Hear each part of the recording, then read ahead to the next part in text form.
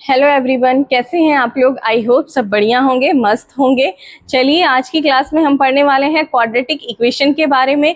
पिछली क्लास में हमने कॉम्प्लेक्स नंबर के बारे में पढ़ा था और कॉम्प्लेक्स नंबर्स से बोर्ड एग्जाम से रिलेटेड जितनी भी चीज़ें थी सॉरी वो पढ़ाई जा चुकी हैं। और लास्ट क्लास में आपका complex cube root of unity भी पढ़ाया गया, जो कि एक्स्ट्रा ही है, आपका बोर्ड एग्जाम में नहीं आएगा, लेकिन फिर भी आप उससे जानते रहिए। और आज की क्लास में क्वाड्रेटिक इक्वेशन के बारे में पढ़ने वाले हैं। एक जानकारी और आपको दे दी जाए, एनसीईआरटी में क्वाड्रेटिक इक्वेशन शायद बहुत कम दिया है या फिर दिया ही नहीं है।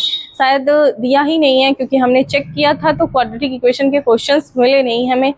तो आप लोग के सिलेबस में क्वाड्रेटिक इक्वेशन गिवन है, इसलिए आपको क्वाड्रेटिक इक्वेशन पढ़ना है। तो आप केवल एनसीईआरटी को देखिए तो बहुत नंबर ऑफ क्वेश्चंस आपको मिलेंगे नहीं सॉल्व करने के लिए, लेकिन आपके सिलेबस में क्वाड्रेटिक इक्वेशन है, इसलिए इस चैप्टर को हमें पढ़ना होगा। और हम इस चैप्टर की शुरुआत आज करने वाले हैं, आज इसका शुभारंभ होने वाला है। चलिए भाई अपना चैप्टर शुरू करते हैं, क्वाड्रेटिक इक्वेशन। सबसे पहले क्वाड्रेटिक इक्वेशन के बारे में थोड़ा सा कुछ समझ लेते हैं।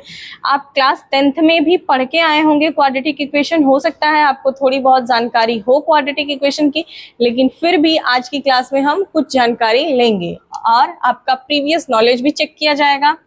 तो हम यहाँ पे क्वाड्रेटिक इक्वेशन का जनरल फॉर्म लिखने जा रहे हैं। जनरल फॉर्म क्या होता है? ax square plus bx plus c equal to 0, जहां पे a does not equal to 0, a कभी भी 0 नहीं होगा, और a comma b comma c ये बिलोंग करेगा रियल नंबर से। ठीक, a अगर 0 क्यों नहीं होगा? क्योंकि अगर a 0 हो गया तो ये एक्स स्क्वायर 0 हो जाएगा, ये पूरा पोर्शन 0 हो जाएगा, ये जो टर्म है ये खत्म हो जाएगा। और जब ये खत्म हो जाएगा तो आपका इक्वेशन क्वाड्रेटिक रह ही नहीं जाएगा, वो तो लीनियर हो जाएगा। क्वाड्रेटिक का मीनिंग क्या होता है? ऐसा इक्वेशन जिसमें हाईएस्ट पावर क्या होनी चाहिए? 2 होनी चाहिए। आप यहाँ देखिए हमारी हाईएस्ट पावर क्या है? 2 है। इसी को बोलते हैं क्वाड्रेटिक इक्वेशन, जिसमें हाईएस्ट पावर जो भी आपका वेरिएबल है उसकी हाईएस्ट पावर 2 होनी चाहिए। तो इसीलिए ये कंडीशन यहाँ पे रखी जाती है, क्या? ताकि हाईएस्ट पावर 2 हमेशा बनी रहे। इसलिए इसका जो कोफिशिएंट a है ये कभी भी 0 नहीं हो सकता। इसके इनटू में जो लगा इसी को कोफिशिएंट बोला जाता है। और ये a b c ये क्या होते हैं? कांस्टेंट होते हैं, बिलोंग करते हैं किससे? रियल नंबर से। ठीक, आगे हम देखते हैं। अच्छा, सबसे पहले तो हम आपको एक बेसिक सा क्वाड्रेटिक इक्वेशन लिख के यहाँ पे सॉल्व करके सिखाएंगे। आप पीछे सीख के आए हैं, लेकिन फिर भी हम आपको एक बार रिकॉल करा देते हैं उन चीज़ों को। जैसे सपोज करिए एक एग्जाम्पल लेते हैं हम, और उस एग्जाम्पल से हम आपको बताते हैं क्वाड्रेटिक इक्वेशन को सॉल्व कैसे करते हैं। सपोज करिए 5x square plus 18x plus 9 equal to 0, ये आपका एक इक्वेशन गिवन है। हम इक्वेशन को कैसे सॉल्व करते हैं वो सीखते हैं। काफी बच्चों को ये चीज पता होगी। क्या करते हैं? 5 का और 9 का सबसे पहले आपस में मल्टीप्लाई करते हैं। 5 और 9 का मल्टीप्लाई करते हैं और उसका निकालते हैं फैक्टर। तो मल्टीप्लाई करिए तो 45 आ जाएगा, और इसका करते हैं क्या? फैक्टर करते हैं। चलिए फैक्टर करते हैं, देखते हैं क्या आता है। किससे कट रहा है?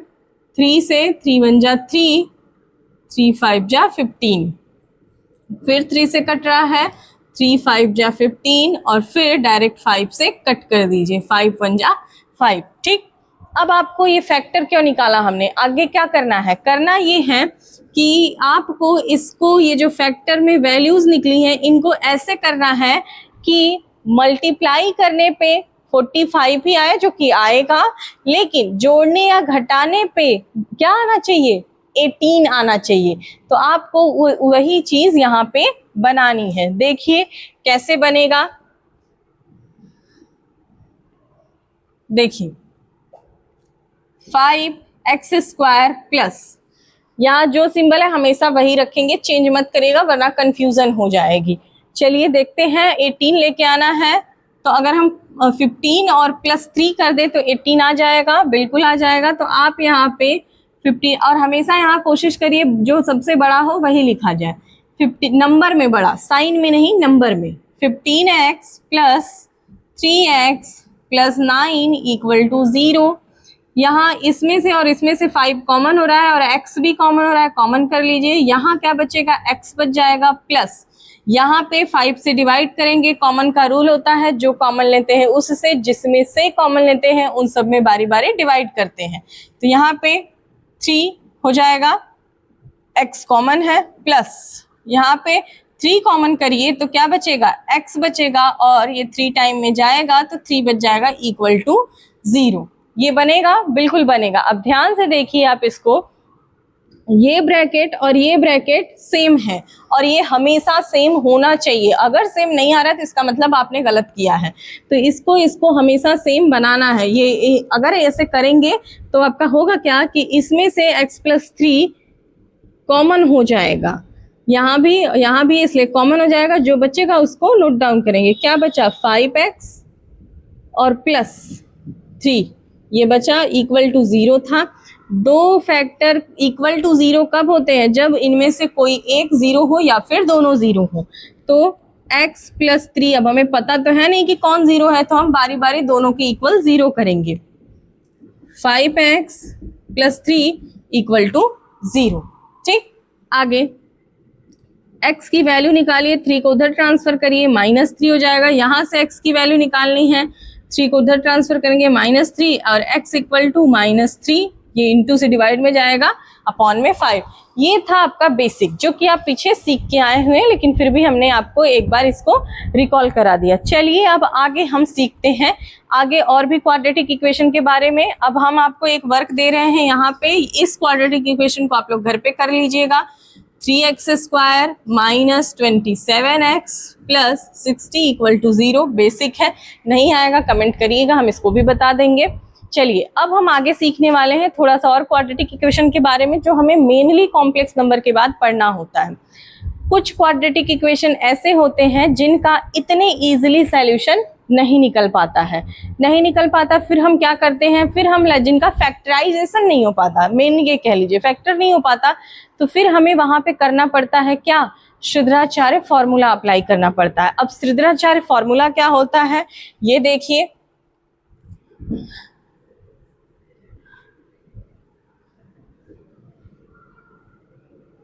चलिए देखते हैं श्रीधराचार्य फॉर्मूला क्या होता है।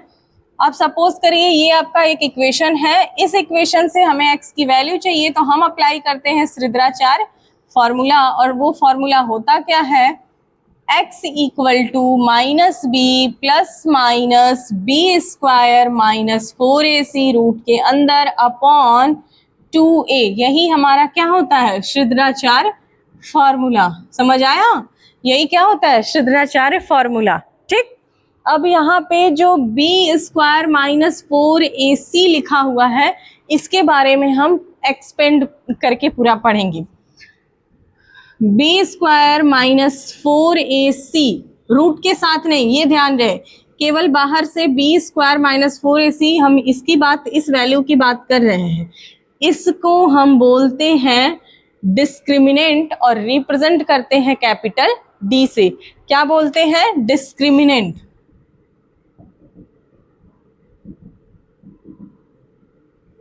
डिस्क्रिमिनेंट और रिप्रेजेंट करते हैं किससे, कैपिटल D से। वो क्या होता है, b स्क्वायर माइनस 4ac। अब इसी के बारे में हम पढ़ने जा रहे हैं। उससे पहले कुछ और चीजें आपको बता दें। डिस्क्रिमिनेंट से पहले आपको, आपका कोई इक्वेशन आता है जो कि फैक्टराइजेशन नहीं हो रहा है, आप ये फॉर्मूला अप्लाई करिए और फिर फैक्टर करिए।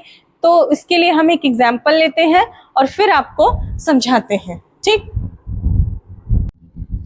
चलिए एक एग्जाम्पल लेते हैं। जैसे देखिए x square plus x plus 1 equal to 0, ये हमारे पास एक एग्जाम्पल है। अब इसको हमें सॉल्व करना है, मतलब कि फैक्टराइज करना है और यहाँ से फैक्टराइज करके x की वैल्यूज निकालनी है। ठीक, अब सबसे पहले तो ये देखेंगे कि ये फैक्टराइज हो भी रहा है या नहीं, यहाँ पे, और इसका मल्टीप्लाई करना है। मल्टीप्लाई करने पे 1 आना चाहिए और जोड़ने या घटाने पे भी 1 आना चाहिए। मल्टीप्लाई करने पे तो 1 आ जाएगा, लेकिन फैक्टर भी 1 ही होगा, जोड़े घटाए कुछ भी करे 1 नहीं आने वाला है। 1 - 1 0 हो जाएगा, 1 + 1 2 हो जाएगा।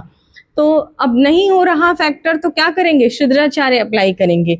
अब उसके लिए सबसे पहले आप कंपेयर करिए इस इक्वेशन को और इस इक्वेशन को और एबीसी की वैल्यू निकालिए। यहाँ ए है और यहाँ एक्स की जगह पे कुछ नहीं तो हम कोफिशिएंट 1 लेते हैं, मतलब ए इक्वल टू 1 हो जाएगा। यहाँ पे बी है, यहाँ कुछ नहीं, मतलब कोफिशिएंट 1 होता है हमेशा, इनटू में किसी के भी 1 होता है, तो यहाँ से x equal b equal to 1 हो जाएगा। एंड सी देखिए यहाँ 1 है तो सी की वैल्यू 1 हो जाएगी। ऐसे हमने कंपेयर करके वैल्यूज निकाल ली। आगे हम फॉर्मूला अप्लाई करेंगे, x equal to minus b plus minus b square minus 4a और c, सारी वैल्यू रख दिया, होल अपॉन 2a, ये हो जाएगा। इसको थोड़ा सा कैलकुलेट करिए, -1 प्लस -4 और -4 और 1 है -3 होगा, रूट के अंदर हो गई प्रॉब्लम। क्या प्रॉब्लम, रूट के अंदर नेगेटिव साइन आ गया, ठीक है, प्रॉब्लम हो गई तो उसका सॉल्यूशन भी है हमारे पास। क्या है सॉल्यूशन, हमने अभी पढ़ रखा है कॉम्प्लेक्स नंबर में, रूट के अंदर नेगेटिव साइन वो होता है आयोटा।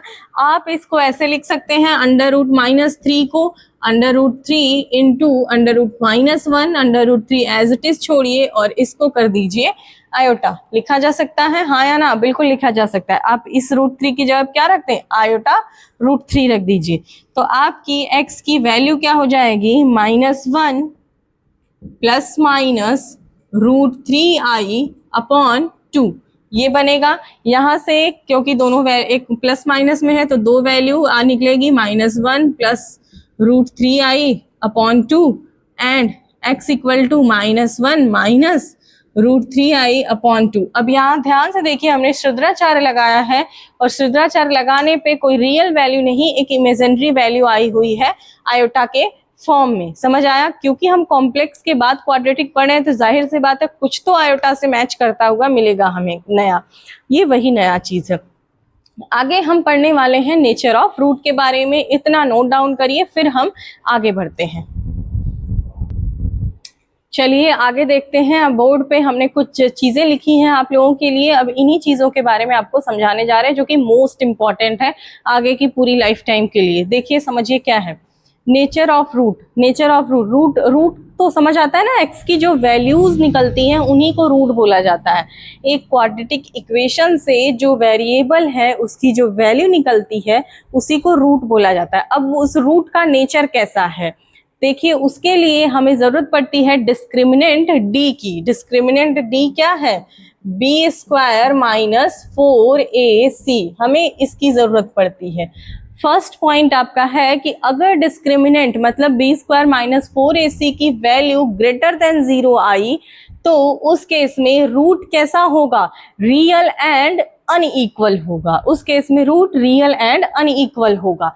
आगे आप इसी पॉइंट में 3 पॉइंट और जुड़े हुए हैं, क्या है वो, अगर d जो है वो आया एक परफेक्ट स्क्वायर। परफेक्ट स्क्वायर समझ आता है, जैसे 4 है 2 का परफेक्ट स्क्वायर है, जैसे रूट के अंदर 4 आ गया, हाँ दिख रहा है आप लोगों को, रूट के अंदर 4 आया तो इसको हम लिखते हैं 2, रूट के अंदर 9 आया तो उसको लिखते हैं 3, ये होते हैं परफेक्ट स्क्वायर। नहीं पता था तो आज से जान लीजिए, ठीक। आगे अगर d परफेक्ट स्क्वायर हुआ तो रूट कैसा होगा, रूट आर रैशनल, रूट होंगे रैशनल। रैशनल मतलब जिसे p/q के फॉर्म में रिप्रेजेंट करते हैं। आगे अगर d की वैल्यू मतलब b square minus 4ac not a perfect square, अगर परफेक्ट स्क्वायर नहीं हुआ तो रूट कैसा होगा, इररेशनल होगा। रूट कैसा होगा, इररेशनल होगा, ठीक। आगे अगर d इक्वल टू 0 आ गया तो रूट भी इक्वल हो जाएगा, root are equal, root equal हो जाएगा। एंड आगे एंड लिख के छोड़ दिया है क्योंकि वो समझाना है आपको। जब रूट इक्वल, जब d 0 हो जाएगा तो वहां पे रूट आपका इक्वल है, इसका मीनिंग थोड़ा सा हम एक्सपेंड करके आपको समझाते हैं। अभी आपने शुद्राचार्य पढ़ा, -b plus minus b plus minus और यही जो वैल्यू थी under root discriminant upon 2a, है ना, यही पढ़ा था। अगर आपका ये डिस्क्रिमिनेंट क्या हो गया, 0 हो गया, मतलब वो खत्म, तो x इक्वल टू क्या बचा, -b अपॉन 2a। x की दोनों वैल्यू क्या होंगी, -b अपॉन 2a होगा। तो यहाँ पे आप लिख सकते हैं each roots being each roots being equal to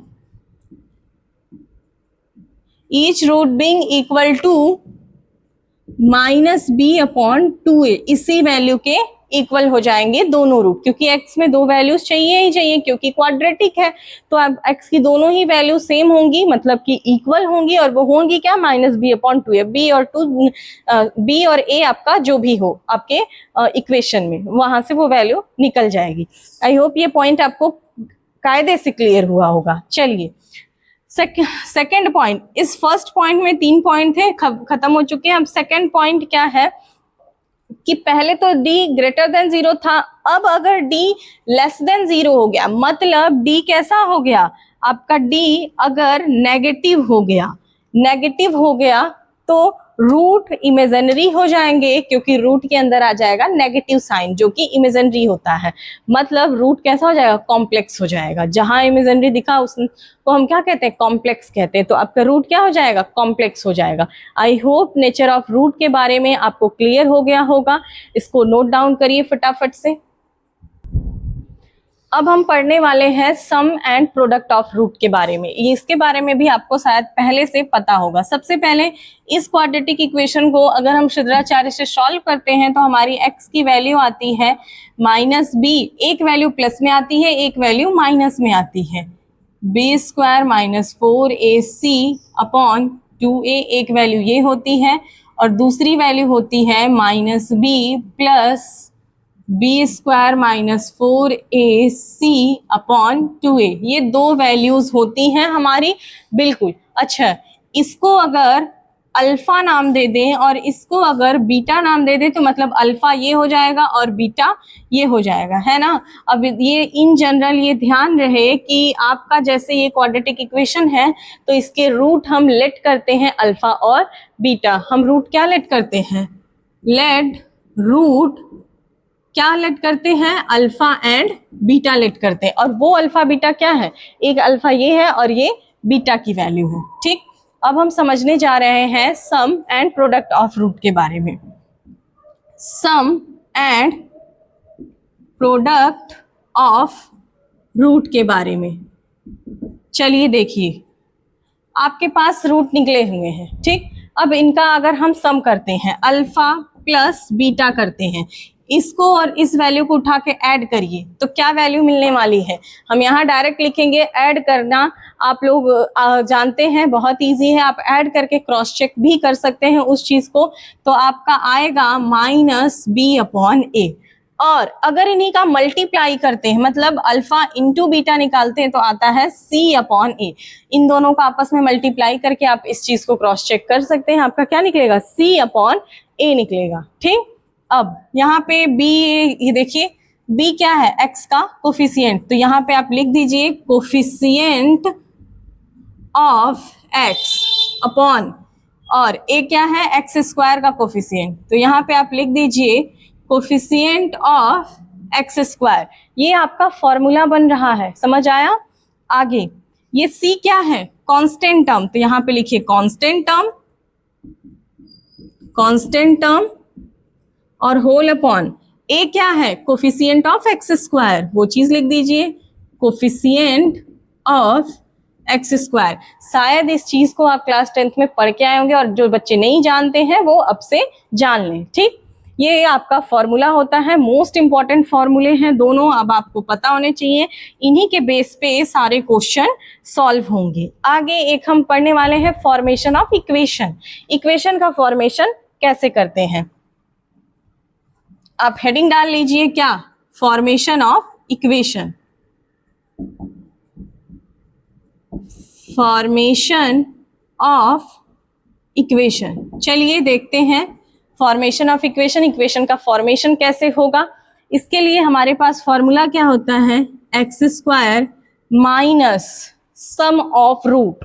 some of root क्या है, अल्फा प्लस बीटा, मतलब अल्फा प्लस बीटा की बात हो रही है, into x plus product of root. Product of root क्या है, अल्फा इंटू बीटा, आप इसकी जगह पे रख दीजिए alpha into beta equal to 0। इस तरीके से इक्वेशन का फॉर्मेशन होता है। क्लियर हुआ? आई होप इतनी चीज आपको क्लियर हो गई होगी। इसकी जगह पे आप ये चीज लिख भी सकते हैं, X square minus sum of roots into x plus आगे product of root, product of roots. समझ आया? और इक्वल टू क्या होगा? 0 हो जाएगा। आई होप आपको दिख नहीं रहा है, हम नीचे लिख देते हैं इक्वल टू 0 हो जाएगा। क्या लिखा? X square minus sum of root into x plus product of root equal to 0। ये चीज ना समझ आए तो आप ऊपर वही चीज लिखी हुई है सिंबॉलिक फॉर्म में देखिए। आई होप आपको ये चीज क्लियर हो गई होगी। फॉर्मेशन ऑफ इक्वेशन, इक्वेशन का फॉर्मेशन कैसे करते हैं। इक्वेशन के फॉर्मेशन के लिए आपको दो चीजें चाहिए, एक सम ऑफ रूट और एक प्रोडक्ट ऑफ रूट। मतलब आपको अल्फा प्लस बीटा चाहिए और अल्फा इंटू बीटा चाहिए। जितनी भी चीजें आज की क्लास में बताई गई हैं आप इसको कायदे से पढ़ के आइएगा, क्योंकि नेक्स्ट क्लास में हम करने वाले हैं इन्हीं पे क्वेश्चन प्रैक्टिस। इन सारी चीजों पे करने वाले हैं क्वेश्चन प्रैक्टिस। अगली क्लास हमारी क्वेश्चन प्रैक्टिस की होगी। आई होप आज की क्लास में जो भी चीजें पढ़ाई गई हैं आपको कायदे से समझ में आई होंगी। मैं आशा करती हूँ कि अगर आपको कोई डाउट होगा तो आप कमेंट बॉक्स में अपना कमेंट लिखेंगे, और अगर आपको क्लास अच्छी लगी होगी, मेरे पढ़ाने का तरीका अच्छा लगा होगा, तो आप कमेंट में अपना ओपिनियन ज़रूर दीजिएगा। मुझे बहुत खुशी होगी कि आपने मुझे अप्रिसिएट किया इस चीज़ के लिए। चलिए मिलते हैं नेक्स्ट क्लास में, तब तक के लिए वीडियो अच्छी लगी तो इसको ज़्यादा से ज़्यादा शेयर करिए अपने दोस्तों के साथ, अपने ग्रुप्स में शेयर करिए, वीडियो को लाइक करिए। मिलते हैं अगली क्लास में एक नए लेक्चर के साथ। Thank you.